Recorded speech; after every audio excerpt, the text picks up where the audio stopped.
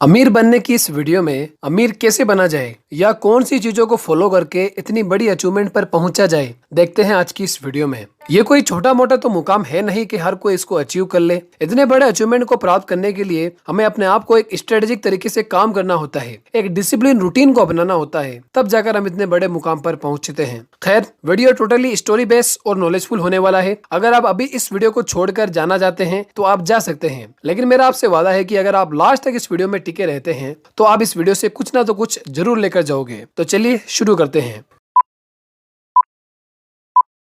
Iraq में आज से कुछ हजार साल पहले बेबीलोन नामक जगह में अरकद नाम का एक अमीर आदमी रहता था। अरकद नाम का वह व्यक्ति टेंशन फ्री होकर खूब खर्चे करना और दान करना उसकी आदत थी। दोस्तों, हैरानी की बात तो ये थी कि उसकी दौलत घटने के बजाय तेजी से बढ़ती रहती थी। एक दिन उससे मिलने उसके कुछ दोस्त आए और उन्होंने अरकद से कहा कि तुम हमसे कुछ ज्यादा ही खुशकिस्मत हो। तुम बेबीलोन के सबसे अमीर आदमी भी बन गए हो। तुम अच्छे कपड़े पहनते हो, स्वादिष्ट भोजन करते हो और दुनिया की सैर भी करते हो, जबकि हमारे हालात तो ये है कि हमारे परिवार को भरपेट भोजन मिल जाए और पहनने को कपड़े मिल जाए तो हमारी खुशी का ठिकाना नहीं रहता। लेकिन एक समय था जब तुम और मैं एक जैसे थे। हमें एक ही टीचर ने पढ़ाया और पढ़ाई और खेल में तुम हमसे कभी आगे नहीं थे, लेकिन फिर भी तुम आज हमसे ज्यादा अमीर बन गए हो और आज भी हम गरीब हैं। क्या अरकद तुम हमें गरीबी से अमीर बनने तक की कहानी सुनाओगे? तब अरकद कहता है, क्यों नहीं मेरे दोस्तों, मैं तुम्हें जरूर सुनाऊंगा। दोस्तों, अब इस कहानी को जरा ध्यान से सुनिएगा। अरकद कहता है, मैंने अमीर आदमी बनने का सपना तब देखा जब मैं जवान था। तब मैं समझ गया था कि अच्छी लाइफ जीने के लिए पैसों की बहुत जरूरत होती है और मैं अमीर बनने के बाद ही लोगों की बेहतर हेल्प भी कर सकता हूँ, और सबसे जरूरी बात ये कि मैं टेंशन फ्री होकर खर्चे कर सकता हूँ। फिर मैंने ठान ही लिया कि फिर मुझे चाहे कितनी भी मेहनत करनी पड़े, लेकिन मैं अमीर बनकर ही रहूंगा। उसके लिए मैं काम में जुट गया और मेरा काम था मिट्टी के टेम्पलेट्स पर लिखना, और मैं इस पर हर दिन कई घंटों लिखता रहा। इस काम से मुझे जो भी कमाई होती थी वो सब मेरे खाने, कपड़े और जरूरत की चीजों पर खर्च हो जाती थी, और मेरे पास एक रुपया भी नहीं बचता था। लेकिन इसके बावजूद भी मैंने मेरे अमीर बनने के सपने को टूटने नहीं दिया। फिर एक दिन अरकद की मुलाकात अल्कमेस से हुई, जो एक अमीर साहूकार थे। अल्कमेस ने अरकद को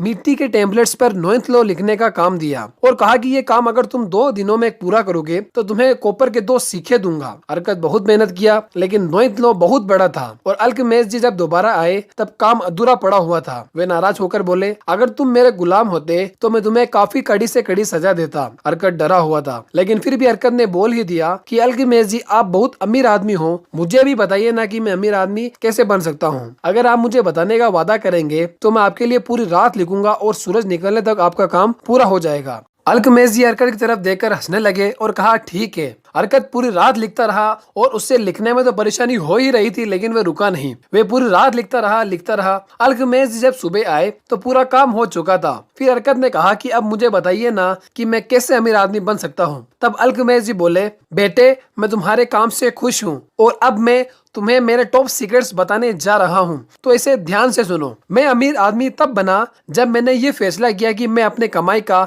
10% अपने आप को दूंगा, और तुम भी अरकद ऐसा ही करोगे तो तुम जल्द ही अमीर आदमी बन जाओगे। और इतना बोलकर वे चुप हो गए। तब अरकद ने कहा कि सिर्फ इतना ही? तब अल्कमेस जी बोले, बस इतना ही। एक लड़के को जो कभी भेड़ चराता था, आज उसे साहूकार बना दिया, जो आज तुम्हारे सामने खड़ा है। क्या तुम कपड़े बेचने वाले को पैसे नहीं देते उनके कपड़ों के बदले? जूते बेचने वालों को क्या तुम पैसे नहीं देते उनके जूते के बदले? और यह भी बोले कि चलो ये बताओ कि तुम्हारे पिछले महीने की कमाई कहाँ है और पिछले साल की कमाई कहाँ है? तब अरकद कहता है कि मेरे पास कुछ भी सेविंग नहीं है। अल्कमेस जी ने कहा, अरकद, तुम पागल हो। तुम बाकी सबको ईमानदारी से पैसे देते हो, लेकिन खुद को कुछ भी नहीं देते। अरकद, तुम अपने लिए नहीं दूसरों के लिए काम करते हो। याद रखो कि हर वो गोल्ड का सिक्का जो तुम बचाकर अपने आप को दोगे, वो तुम्हारा गुलाम बनकर तुम्हारे लिए काम करेगा, और आगे चलकर वो तुम्हारे लिए काम करके तुमको और सिक्के कमा कर देगा। अगर तुम अमीर बनना चाहते हो तो तुम्हें अपने सेविंग से, यानी कि जो तुम गोल्ड के सिक्के बचाओगे, उसका तुम्हें एक अच्छी जगह निवेश करना चाहिए, यानी इन्वेस्ट करना चाहिए, ताकि तुम्हारे गुलाम सिक्के और सिक्के कमा सकें और इन सिक्कों के बच्चे भी तुम्हें और सिक्के कमा कर दे सके। मेरा विश्वास करो, मैं तुम्हें ये सीक्रेट्स बताकर तुम्हें कम से कम 1000 गुना ज्यादा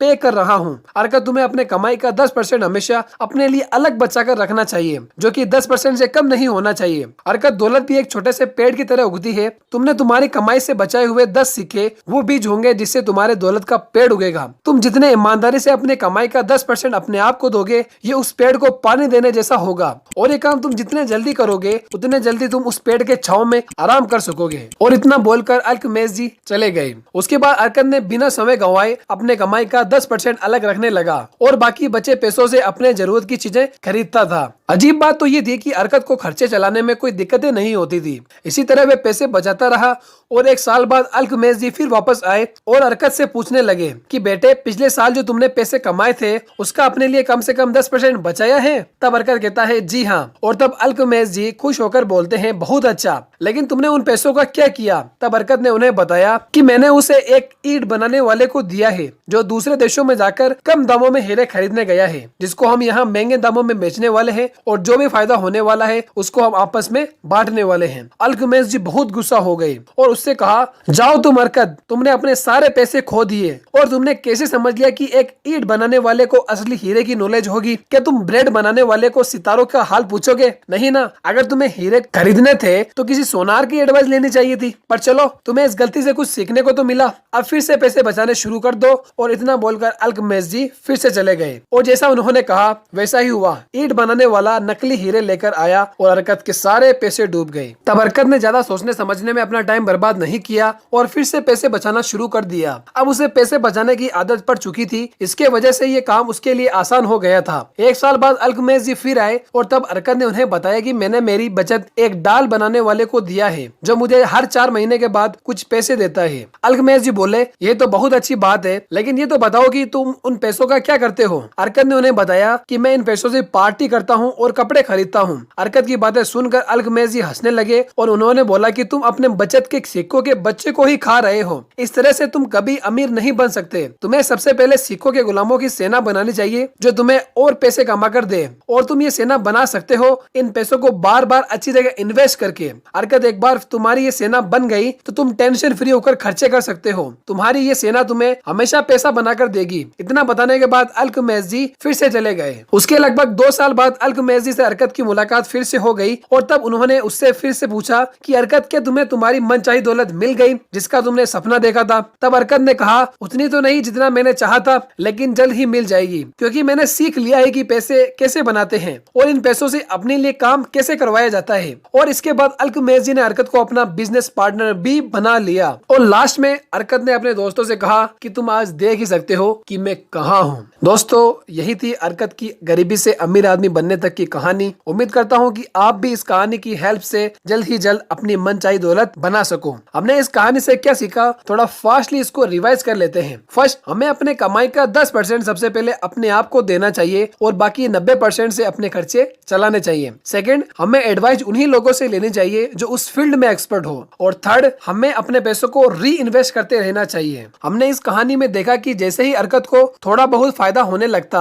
तब अरकत उन पैसों से पार्टी करता और कपड़े खरीदता था। ये गलती हमें नहीं करनी है। हमें अपने पैसों को री इन्वेस्टमेंट करते रहना है और हमें ऐसा तब तक करते रहना है जब तक हम उस लेवल पर ना पहुंच जाएं जहां हम पैसे तो खर्च करें लेकिन उसका हमारी कमाई पर कोई असर ना हो। अब हम बात करें स्टूडेंट लाइफ में इन्वेस्टमेंट को लेकर, तो हमारे पास तो ज्यादा पैसे नहीं होते क्योंकि स्टूडेंट तो थोड़ा ही काम करते हैं या नहीं भी करते हैं। स्टूडेंट्स को जितना घर वालों से पॉकेट मनी मिलती है उस पर ही गुजारा करना पड़ता है और जो कुछ भी 100 रुपए या 50 रुपए होते हैं वो सब खाने पीने में ही निकल जाते हैं। तो हम इस सिचुएशन में क्या करें? इसका भी मेरे पास एक सोल्यूशन है। दोस्तों, दिल पर पत्थर रखकर आपको जो कुछ भी 10 रुपए या 50 रुपए घर से मिल रहे हैं उसको आप बचाना शुरू करिए और उनसे अच्छी अच्छी किताबें खरीदें और उन्हें पढ़ना शुरू कीजिए। क्योंकि दोस्तों, ये बहुत मैटर करता है कि आप कौन सी किताबें पढ़ रहे हो और इंटरनेट पर कैसे कैसे आर्टिकल्स पढ़ रहे हो और यूट्यूब पर कौन कौन सी वीडियोस देख रहे हो, आप किन लोगों से दोस्ती कर रहे हो। ये सारी चीजें बहुत मैटर करती है कि आप कैसे इंसान बनोगे। उम्मीद करता हूँ कि ये वीडियो आपको थोड़ा बहुत भी नॉलेजफुल लगा होगा।